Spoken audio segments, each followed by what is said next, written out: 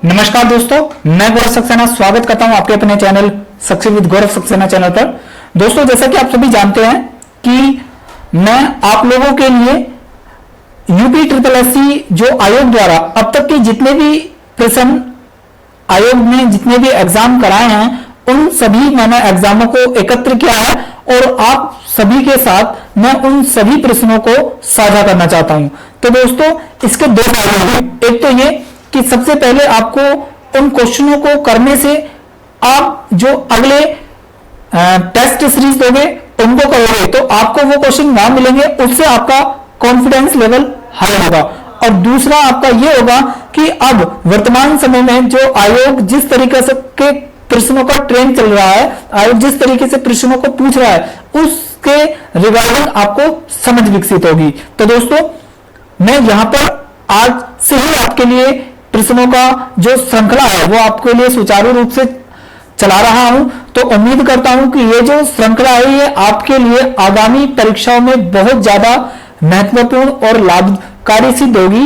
और दोस्तों, मैं आप लोगों को एक रिक्वेस्ट करना चाहता हूं कि अगर आपने इस चैनल को सब्सक्राइब नहीं किया है तो आप इस चैनल को सब्सक्राइब जरूर कर लीजिएगा, क्योंकि इस चैनल पर आपको सिर्फ और सिर्फ आयोग जो यूपी ट्रिपल एससी और साथ ही पीसीएस के भी मैं आगे चलकर उसकी रणनीति बनाऊंगा, लेकिन अभी फिलहाल पहले यूपी ट्रिपल एससी आयोग द्वारा जो प्रश्न पूछे गए हैं उन सभी को आपके साथ समस्त प्रश्नों को साझा करूंगा। तो ये आपके लिए बहुत ज्यादा लाभदायक होने वाली है, तो इसको आप जरूर सब्सक्राइब कर लीजिएगा और साथ ही बेल आइकन को जरूर प्रेस कर लीजिएगा ताकि आपको इस तरह की वीडियो का नोटिफिकेशन सबसे पहले मिल जाए। तो चलिए शुरुआत करते हैं आज के इस टेस्ट सीरीज को, जिसमें कि आप क्वेश्चन नंबर 1 स्क्रीन पर देख रहे हैं।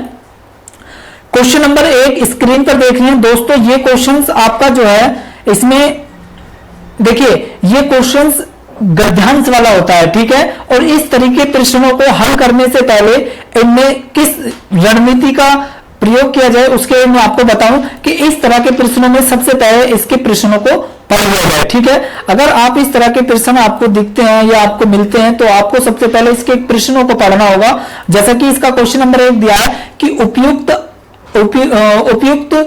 आवरण का उपयुक्त शीर्षक दीजिए। तो आपको इसमें शीर्षक बताना है इसका, ठीक है। और इसमें देखिए इसमें शीर्षक में इसमें दिया है आपका कार्य कुशलता, और बी दिया है आपका कार्य उपयोगिता, और सी दिया आपका कार्य तत्परता, और डी दिया आपका जागरूकता। तो इसका शीर्षक इसमें से क्या होगा ये हमको पढ़कर पता लगेगा। और दूसरा क्वेश्चन दिया है कि जीवन में सफल सिद्ध होने के लिए आवश्यक उपादानों में से एक प्रमुख उपादान क्या है। तो ऑप्शन ए दिया आपका कार्य की आर्थिक समझ, ऑप्शन बी दिया आपका जागरूकता, ऑप्शन सी दिया आपका अनुशासन, और ऑप्शन डी दिया आपका तत्परता। तो दोस्तों, ये आपने क्या किया अभी सिर्फ इसको आपने पढ़ा है, ठीक है। लेकिन अब आप इसका जो ये क्वेश्चन गद्यांश पढ़ेंगे तो उससे आप इसका क्वेश्चन निकाल सकते हैं। तो चलिए देखिए, जैसे कि हम इस गद्यांश को पढ़ते हैं कि तत्परता हमारी सबसे मूल्यवान संपत्ति है, इसके द्वारा विश्वसनीयता प्राप्त होती है। वे लोग जो सदैव जागरूक रहते हैं तत्काल कार्यरत हो जाते हैं, और जो सामान्य समय के पाबंद है वे सर्वश्रेष्ठ सर्वत्र विश्वास के पात्र समझे जाते हैं। वे मालिक जो स्वयं कार्य तत्पर होते हैं अपने कर्मचारियों के लिए प्रेरणा का स्रोत बनाते हैं, और काम की उपेक्षा करने वालों के लिए अंकुश का काम करते हैं। वे अनुशासन का साधन भी बनाते हैं। इस प्रकार अपनी उपयोगिता और सफलता में अभिवृद्धि करने के साथ साथ वे दूसरे उपयोगिता और सफलता को भी साधन बनाते हैं। एक आलसी व्यक्ति हमेशा अपने ही कार्य को भांति भविष्य के लिए स्थगित करता जाता है, वह समय से पिछड़ता जाता है और इस प्रकार अपने लिए ही नहीं दूसरे के लिए भी विक्षोभ का कारण बनता है। उसकी सेवाओं का कोई आर्थिक मूल्य नहीं समझा जाता। कार्य के प्रति उत्साह और उसे शीघ्रता से ही संपन्न करना कार्य तत्परता के दो प्रमुख उपादान हैं जो समृद्धि की प्राप्ति में उपयोगी बनाते हैं। तो ये आपको देखो, इसको पढ़कर आपको एक आइडिया लग गया होगा कि इसमें क्या है। तो आप देखिए, अब आप मतलब कार्य के बारे में बताया गया है, ठीक है, कि हमें जो है कार्य करने के लिए हमें किसके प्रति कैसा रहना चाहिए, ठीक है। तो देखिए, कार्य कुशलता का इसमें कहीं जिक्र नहीं किया गया है, कार्य उपयोगिता का इसमें जिक्र किया गया है, लेकिन इतना नहीं, ठीक है। कार्य तत्परता, बिल्कुल कार्य तत्परता जो है, इसमें इसका जो शीर्षक होगा वो आपका कार्य तत्परता होगा, ठीक है। यानी कि ऑप्शन सी इसका बिल्कुल राइट आंसर होगा। कार्य तत्परता की बात कही गई है इसमें। और जबकि क्वेश्चन नंबर 2 कह रहा है कि जीवन में सफल सिद्ध होने के लिए आवश्यक उपादानों में से कौन सा एक प्रमुख उपादान है। तो अभी आपने इसको पढ़ा था और इसमें कहा गया था कि जो जीवन में सफल सिद्ध होने के लिए आवश्यक उपादानों में तत्परता सबसे ज्यादा इंपॉर्टेंट है, ठीक है। तो तत्परता सबसे ज्यादा महत्वपूर्ण भूमिका निभाती है, इस प्रकार इसका ऑप्शन डी होगा। तो दोस्तों, इस प्रकार के प्रश्नों को हल करने के लिए सबसे पहले आप प्रश्न पढ़िए और प्रश्न पढ़ने के बाद आप इसके जो है गद्यांश को पढ़िए और गद्यांश में पढ़ते ही टाइम आपको वहां पर क्वेश्चंस को मिल जाएगा आंसर, ठीक है। तो ये हुआ आपका क्वेश्चन नंबर 1। चलिए क्वेश्चन नंबर 2 की ओर बढ़ते हैं।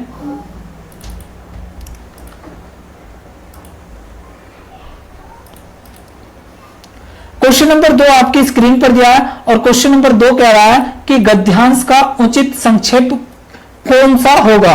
गद्यांश का जो उपयुक्त संक्षेप कौन सा होगा। अभी आपने गद्यांश पढ़ा था तो उसका संक्षेप क्या होगा। देखिए, तत्परता हमारी मूल्यवान निधि है, ठीक है। तत्परता हमारी मूल्यवान निधि है, इससे हम तत्पर होकर काम करते हैं और सामान्य पर काम करने की सफलता प्राप्त होती है। देखिए दोस्तों, ये मैं आपको इसका जो है आपको इसका सही आंसर बता देता हूं। जो इसका सही आंसर होगा वो होगा आपका ऑप्शन बी, ठीक है। जागरूक व्यक्ति सदैव उत्साहित होकर तत्परता से अपने कार्यों में जुट जाते हैं और अनुशासित होकर उसे समय पर पूरा कर लेते हैं। समय पर ही कार्य करने से वे अपने कार्य क्षेत्र में सभी के विश्वास पात्र बन जाते हैं और यही विश्वसनीयता सफलता का साधन बनाती है। यही तत्परता सफलता और समृद्धि का प्रमुख उत्पादन है, ठीक है। तो इसका जो सही आंसर होगा वो होगा आपका ऑप्शन बी, ठीक है।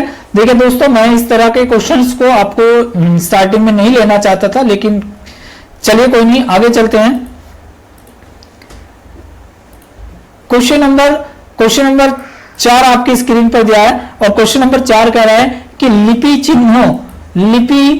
चिन्हों के क्रमबद्ध समूह को क्या कहते हैं। जो लिपि होता है उसके क्रमबद्ध समूह को क्या कहते हैं। ऑप्शन ए अक्षर, ऑप्शन बी वर्ण, ऑप्शन सी दिया आपका वर्ण समूह और ऑप्शन डी दिया आपका वर्णमाला।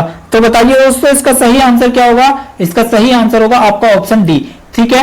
तो लिपि चिन्हों के क्रमबद्ध समूह को हम क्या बोलते हैं, वर्णमाला बोलते हैं। चलिए आगे चलते हैं। क्वेश्चन नंबर 5 आपकी स्क्रीन पर दिया और क्वेश्चन नंबर 5 स्क्रीन पर दिया कह रहा है कि ऐसी कौन सी दो मात्राएं हैं जिनका प्रयोग तो किया जाता है किंतु उनका समावेश स्वर में नहीं किया जाता है। ऑप्शन ए दिया है आपका आ ई, ऑप्शन बी दिया आपका अंग अंग है, ऑप्शन अंग और अणे खाली, ऑप्शन सी दिया आपका ऋषि और उ, ऑप्शन डी दिया आपका अ और औ।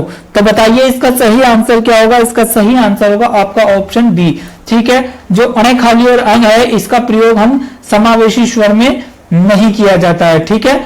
तो चलिए आगे चलते हैं, क्वेश्चन नंबर 6 की ओर बढ़ते हैं।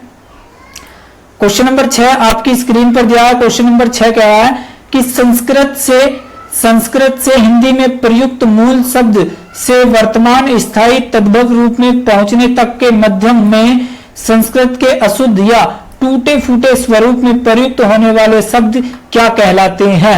ऑप्शन ए तत्सम कहलाते हैं, ऑप्शन बी विदेशी, ऑप्शन सी देसी या ऑप्शन डी दिया है आपका अर्ध तत्सम। तो बताइए दोस्तों इसका सही आंसर क्या होगा। इसका सही आंसर होगा आपका ऑप्शन डी, अर्ध तत्सम शब्द कहलाते हैं। चलिए क्वेश्चन नंबर आगे चलते हैं, क्वेश्चन नंबर 6 की ओर बढ़ते हैं। क्वेश्चन नंबर 7 आपकी स्क्रीन पर दिया है और ये कह रहा है कि शब्द प्रकार के आधार पर जो मनुष्यता शब्द है, ठीक है, जो मनुष्यता शब्द है, इन शब्दों में कौन सा भेद है? ऑप्शन ए दिया आपका गुणवाचक विशेषण, ऑप्शन बी दिया आपका जातिवाचक संज्ञा, ऑप्शन डी सी दिया आपका भाववाचक संज्ञा और ऑप्शन डी दिया आपका प्रेरणार्थक क्रिया। तो बताइए दोस्तों इसका सही आंसर क्या होगा? इसका सही आंसर होगा आपका ऑप्शन सी, ठीक है, भाववाचक संज्ञा। क्योंकि मनुष्यता जो शब्द है वो मनुष्य में अगर ता जरा लगा हुआ है तो ये भाववाचक संज्ञा का उदाहरण होता है, ठीक है। तो इसका सही आंसर होगा आपका ऑप्शन सी। चलिए आगे चलते हैं। क्वेश्चन नंबर 8 आपकी स्क्रीन पर दिया है और ये कह रहा है कि इंद्रियों को जीत लिया हो जिसने, इंद्रियों को जीत लिया हो जिसने, वाक्यांश के लिए सही विकल्प का चयन करना है। ऑप्शन ए दिया आपका Indrajit, option B Indra, option C दिया आपका जितेंद्र और ऑप्शन डी दिया आपका इंद्रपति। तो बताइए दोस्तों इसका सही आंसर क्या होगा? देखिए इसका जो सही आंसर होगा वो होगा आपका ऑप्शन सी, ठीक है, जितेंद्रिय। जिसने इंद्रियों को जीत लिया हो यानी कि वो क्या है? जितेंद्रिय, ठीक है। इंद्रजीत जिसने इंद्र पर विजय प्राप्त कर लिया, इंद्रजीत, ठीक है। चलिए आगे चलते हैं, क्वेश्चन नंबर 9 की ओर बढ़ते हैं। क्वेश्चन नंबर 9 आपकी स्क्रीन पर दिया है और ये कह रहा है कि से जो अलगाव है किस विभक्ति का बोधक चिन्ह है?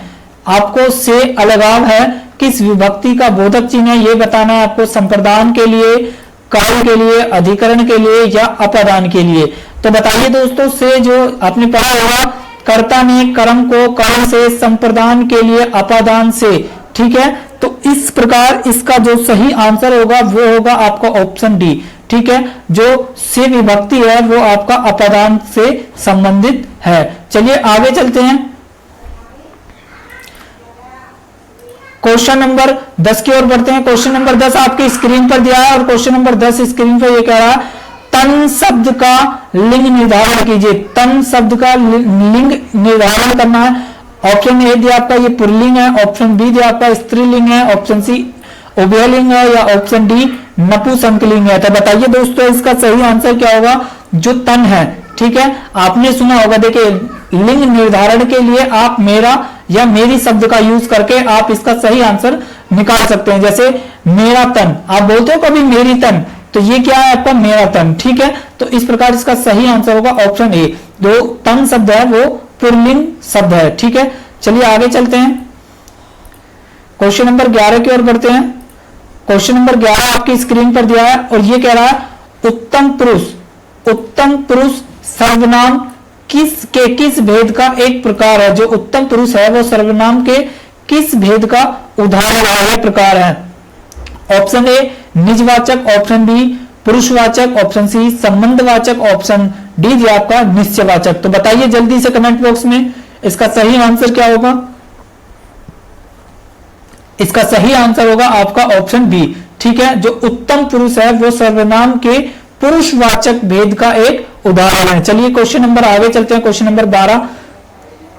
क्वेश्चन नंबर 12 आपकी स्क्रीन पर दिया है और ये कह रहा है कि कंचन, कंचन एक कृशांगनी युवती है। कंचन एक कृशांगनी युवती है, इस वाक्य में कौन सी अशुद्धि है?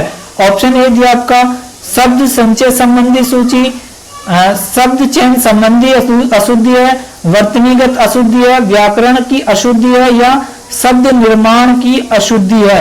तो बताइए दोस्तों इसका सही आंसर क्या होगा? इसका सही आंसर होगा आपका ऑप्शन डी, ठीक है। ऑप्शन डी अर्थात शब्द निर्माण की अशुद्धि है, ठीक है। कंचन एक कृशांगनी युवती है, ठीक है, तो इसमें आपका शब्द निर्माण की अशुद्धि होगी। चलिए आगे चलते हैं, क्वेश्चन नंबर 13 की ओर बढ़ते हैं। क्वेश्चन नंबर 13 आपकी स्क्रीन पर दिया है। क्वेश्चन नंबर 13 कह रहा है कि निम्नलिखित में से कौन सा अनौपचारिक पत्र का उदाहरण है? अनौपचारिक और औपचारिक दो प्रकार के पत्र लेखन होता है, तो आपको इसमें अनौपचारिक पत्र का लेखन बताना है। मोहल्ले में बिजली की समस्या के लिए जिला अधिकारी को लिखा गया पत्र, बहन के विवाह में शामिल होने के लिए मित्र को लिखा गया पत्र, गांव में पुस्तकालय खुलवाने हेतु जिला परिषद के अध्यक्ष को लिखा गया पत्र या प्रधानाचार्य को 2 दिन अवकाश के लिए लिखा गया पत्र। तो बताइए दोस्तों इसका सही आंसर क्या होगा? इसका सही आंसर होगा आपका ऑप्शन बी, देखिए जो पत्र व्यवहारिक होते हैं ये आपके दो प्रकार के होते हैं। कितने प्रकार के होते हैं? दो प्रकार के। ठीक है, एक अनौपचारिक एक औपचारिक होता है, एक अनौपचारिक होता है। औपचारिक में हम किसी कार्यालय को या किसी डीएम मतलब विभाग को हम पत्र लिखते हैं, जबकि अनौपचारिक पत्र लेखन में हम किसी अपने संबंधी को पत्र लिखते हैं, भाई बहन बड़े बुजुर्ग। ठीक है, इस तरीके से। तो इसका सही आंसर होगा आपका ऑप्शन बी, बहन के विवाह में शामिल होने के लिए मित्र को लिखा गया पत्र। चलिए आगे चलते हैं, क्वेश्चन नंबर 14 की ओर बढ़ते हैं। क्वेश्चन नंबर 14 आपकी स्क्रीन पर दिया है। क्वेश्चन नंबर 14 कह रहा है कि भाषा, हिंदी भाषा में जो हाश्व स्वरों की संख्या कितनी होती है? Option A 11, option B 4, option C आपका 7 और ऑप्शन डी दिया आपका 2। तो बताइए दोस्तों इसका सही आंसर क्या होगा? इसका सही आंसर होगा आपका ऑप्शन बी, जो हाश्व स्वर होते हैं इनकी संख्या कितनी होती है? 4। चलिए आगे चलते हैं, क्वेश्चन नंबर 15 की ओर बढ़ते हैं। क्वेश्चन नंबर 15 आपकी स्क्रीन पर दिया है। इसमें कह रहा है जिन सामासिक शब्दों में पहला पद संख्या को व्यक्त करने वाला विशेषण होता है वे शब्द कहलाते हैं द्वंद्व समास, द्विगु समास, बहुविग्री समास या अव्ययी भाव समास। तो पहला पद अगर संख्या को दर्शाता है तो उसको कौन सा समास कहते हैं? बताइए जल्दी से कमेंट बॉक्स में।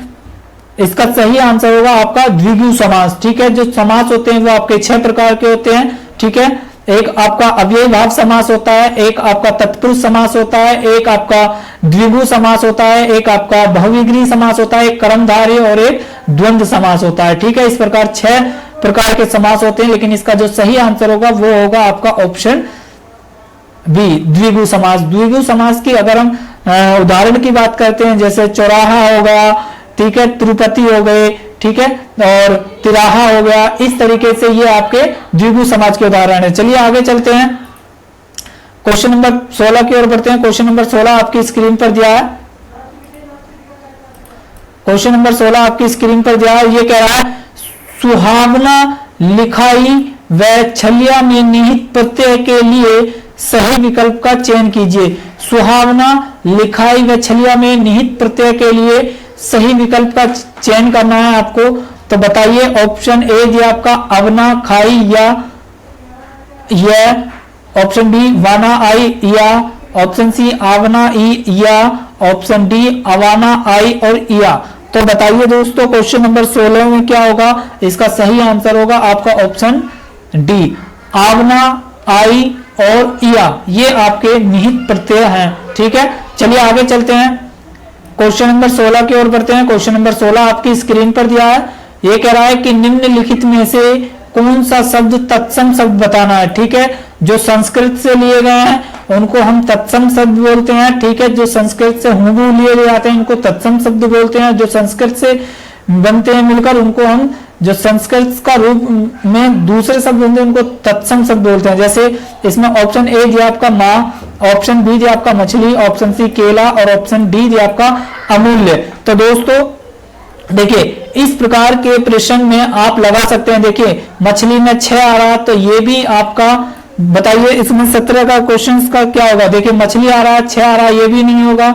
ठीक है, और आपका माँ, ठीक है, ये भी आपका नहीं है। ठीक है, केला की अगर हम बात करते हैं तो केला भी नहीं होता, और इसका जो सही आंसर होगा वो होगा आपका ऑप्शन डी। ठीक है, जो अमूल्य शब्द है वो आपका तत्सम शब्द है। चलिए आगे चलते हैं, क्वेश्चन नंबर 18 की ओर बढ़ते हैं। क्वेश्चन नंबर 18 आपकी स्क्रीन पर दिया है। क्वेश्चन नंबर 18 कह रहा है जो शब्द संस्कृत भाषा से उत्पन्न या विकसित हुए हैं वे कहलाते हैं। ऑप्शन ए तत्सम, तद्भव, अर्ध तत्सम या देशज। तो दोस्तों इसका जो सही आंसर होगा वो होगा आपका ऑप्शन बी। ठीक है, यानी कि तद्भव शब्द, जो शब्द संस्कृत भाषा से उत्पन्न या विकसित हुए हैं उनको तद्भव बोलते हैं, और जो संस्कृत के शब्द को हम तत्सम शब्द बोलते हैं। ठीक है, 18 का क्वेश्चन नंबर 18 का आंसर होगा बी, तद्भव शब्द। चलिए क्वेश्चन नंबर आगे चलते हैं, क्वेश्चन नंबर 19 की ओर बढ़ते हैं। क्वेश्चन नंबर 19 आपकी स्क्रीन पर दिया है।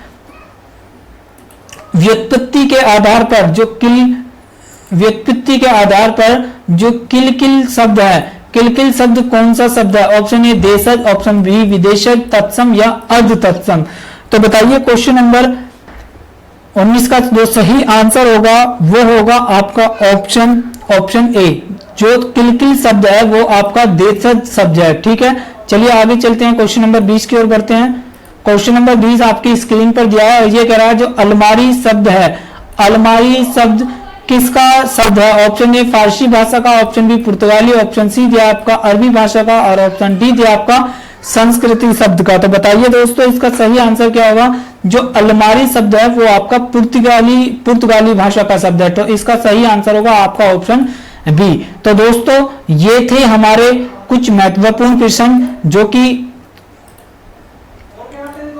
कि हाल ही के एग्जामों में अब तक पूछे गए हैं। ठीक है, तो उम्मीद करता हूं ये आपके लिए बहुत ज्यादा हेल्पफुल रहने वाली होगी। और दोस्तों अगर आपको कोई भी डाउट हो तो आप कमेंट बॉक्स में जरूर बताइएगा।